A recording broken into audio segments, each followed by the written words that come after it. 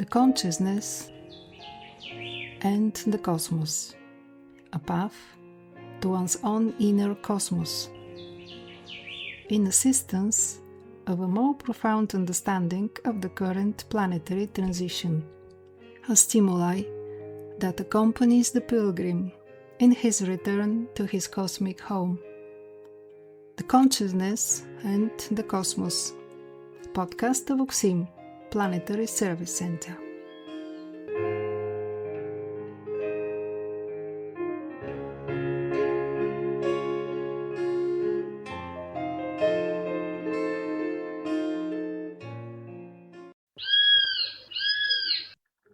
Hello dear listeners, my name is Arawinak. We are excited to present a compelling interview featuring Daniel Gagliardo, the instructor of Cosmosophy Linia Uksim, alongside Denise. This enlightening conversation promises to provide valuable insights into the current planetary transition.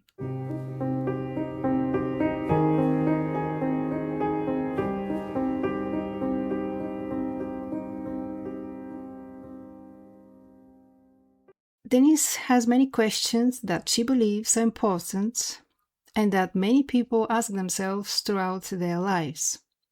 One of these questions is, what is life at the level of human experience? Daniel Gagliardo answers. Bien, en realidad desde el punto de vista cósmico, interior, espiritual, no existe nada que no sea vida, solo que la vida transcurre y se expresa a través de todos y cada uno de los niveles de conciencia. From a cosmic point of view, in a spiritual point of view, there is nothing that is not life, only that life passes and experiences itself through each and every level of consciousness. There is microorganic life and there is macrocosmic life. Between the microorganic and the macrocosmic, you have an infinite range of possibilities, and everything is life. We cannot separate life, consciousness, essence. So, in the case of human beings, we go through a state of what is called life, with the characteristics of the laws that will unfold and govern our evolution. We are humans experiencing our life consciousness, in this case on a planet, that is under the law of karma. So our life, our consciousness, is temporarily linked, connected to the law of karma. And the process of life that we are carrying out as consciousness, as life consciousness, will gradually lead us to transcend the law of karma and begin to be governed by or move into fields of energy governed by the higher evolutionary law.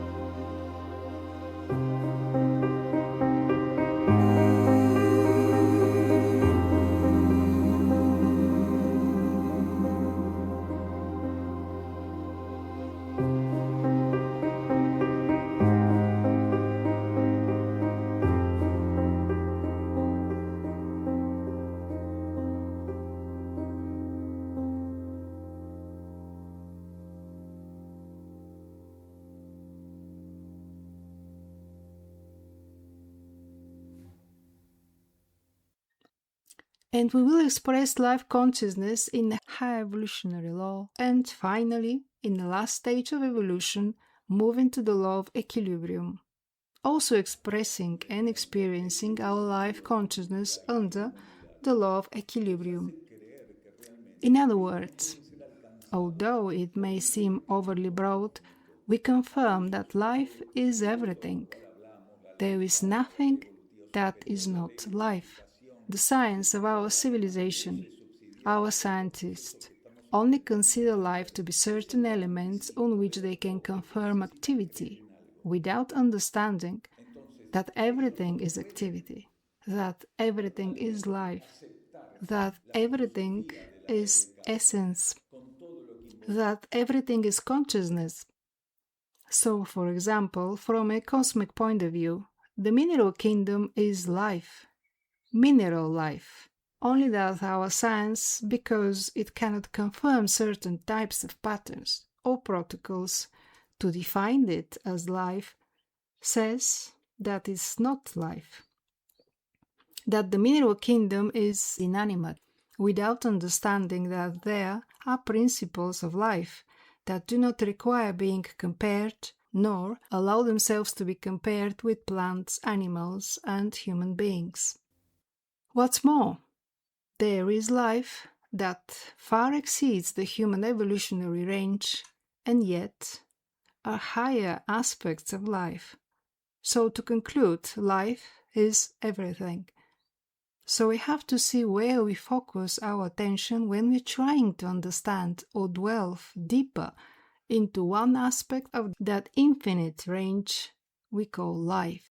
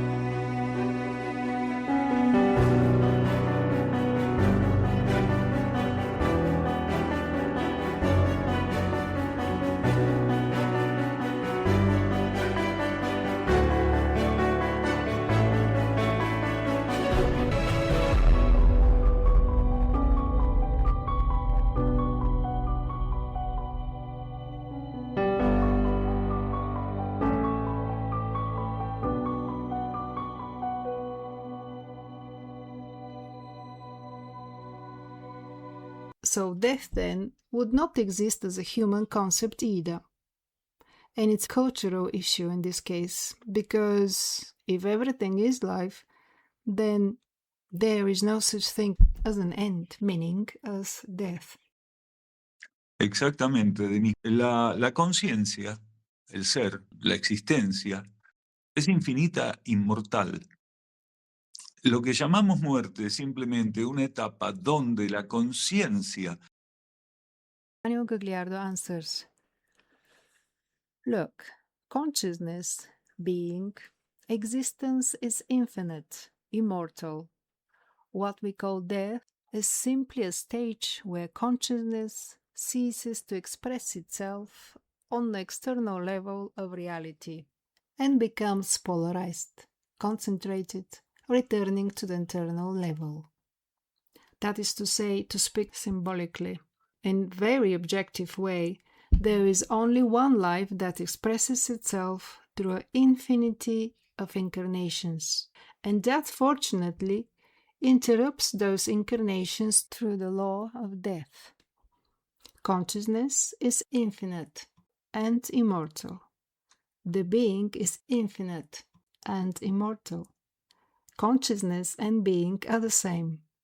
So, in that immortality, there is an opportunity to go through stages, an infinite number of stages. Some of those stages are incarnations and others are disincarnations.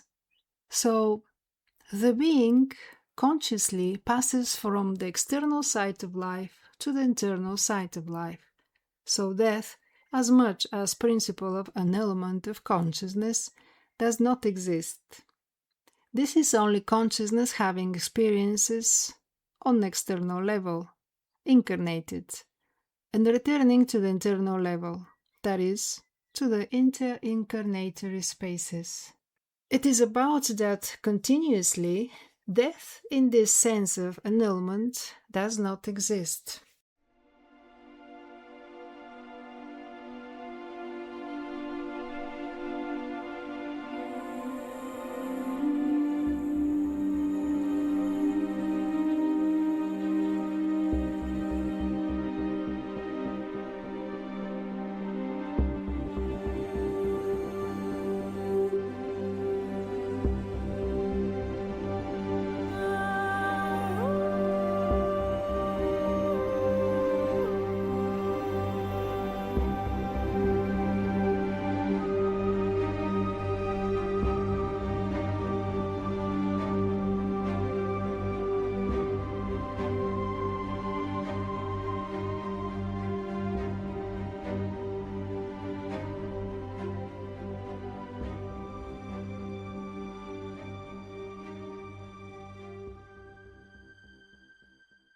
What would be the end? As in the end of experiences, if I take it further, beyond that, it ends up being perhaps only consciousness or something that even incarnated humans cannot comprehend. What would be the end, then, of this endless series of experiences on different plans and levels? La conciencia, el ser, tiene una asociación continua con dos elementos, ¿sí? Que es la sustancia y la esencia. Entonces la conciencia, el ser, se asocia. So, the purpose is to expand ourselves through cosmic evolutionary experiences, governed first by the law of karma, then by the high evolutionary law, or the law of cycles, to finally enter the threshold of the law of equilibrium, which is the last and infinite journey that the being will make. And the law of equilibrium has a beginning but no end, while the law of karma has a beginning and an end. And the higher evolutionary law has a beginning and an end. So, the function is to expand ourselves and gradually begin an infinite path of mastery and deepening the cosmic laws. The being is in perpetual advancement of gradually know and master the cosmic laws.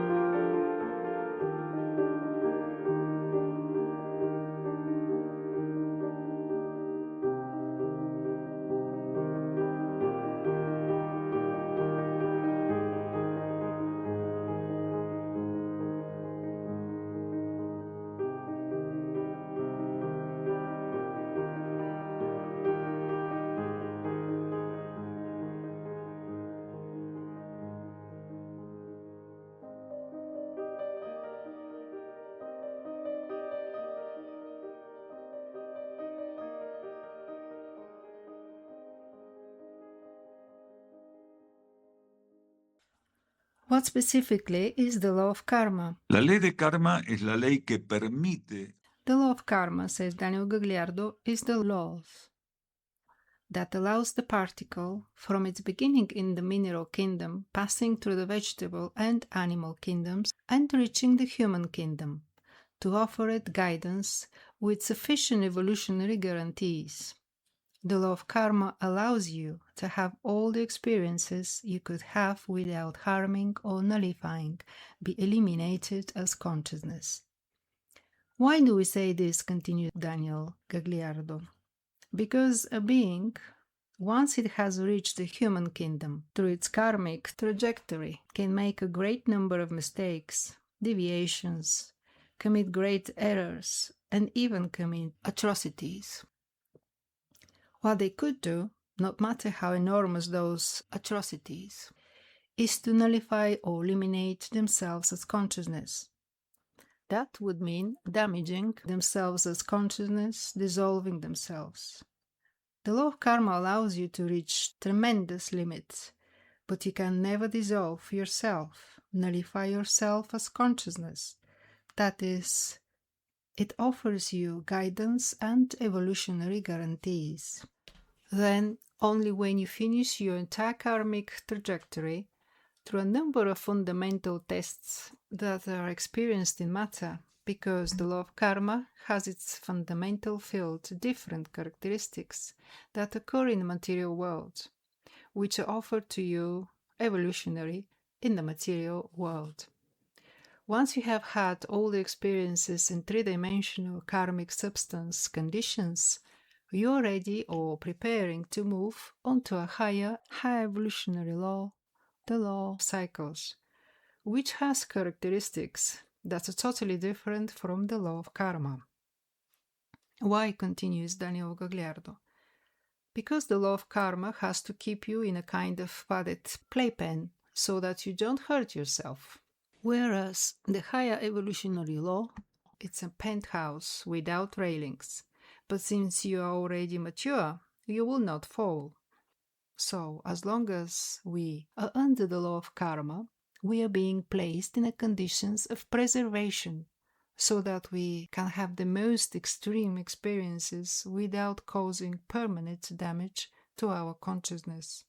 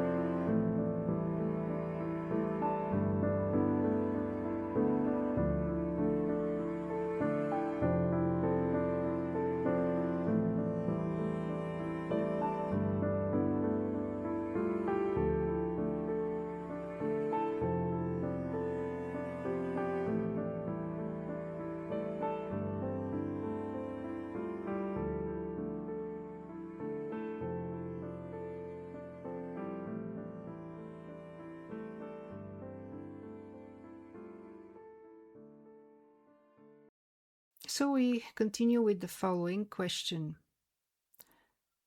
In that case, is this duality indispensable? Duality in the sense that we cannot define one thing except in relation to another.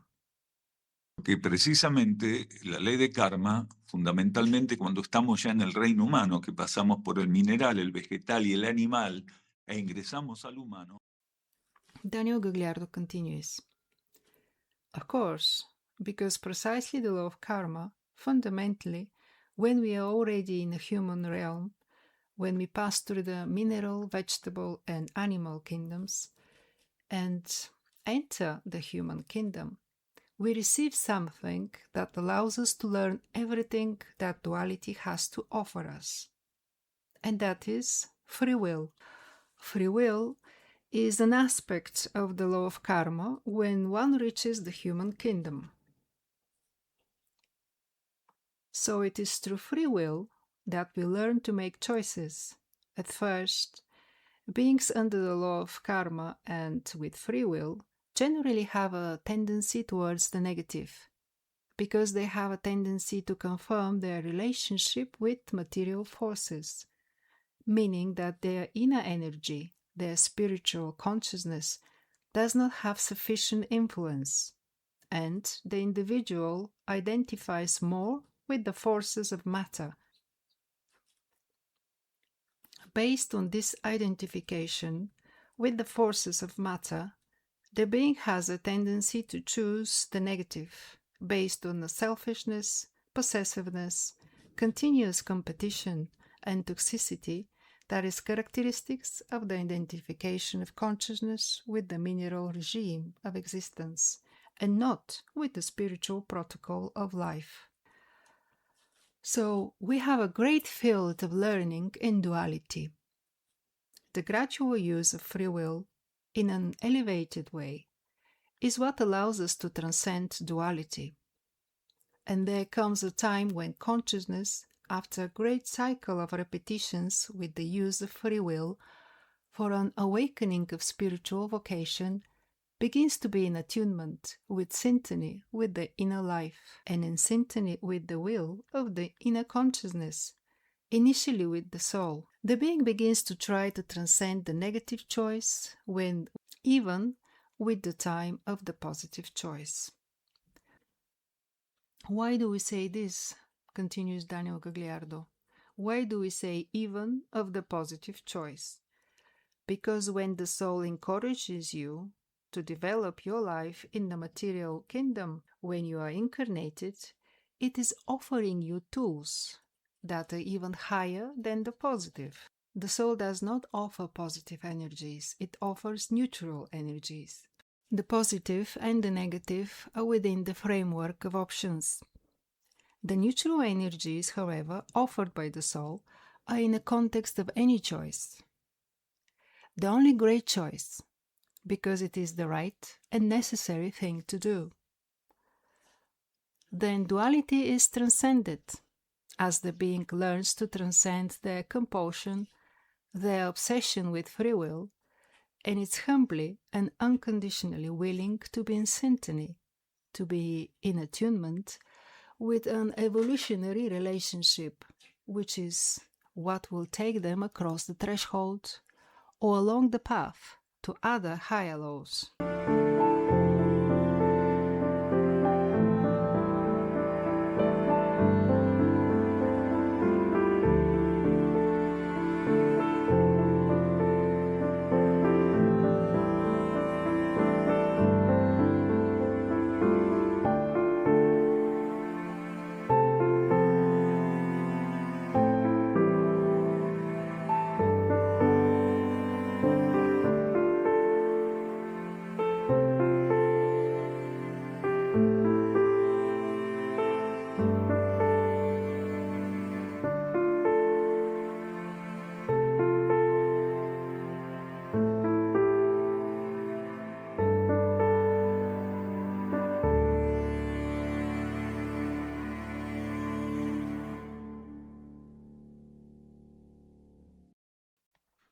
And here Denise is asking further,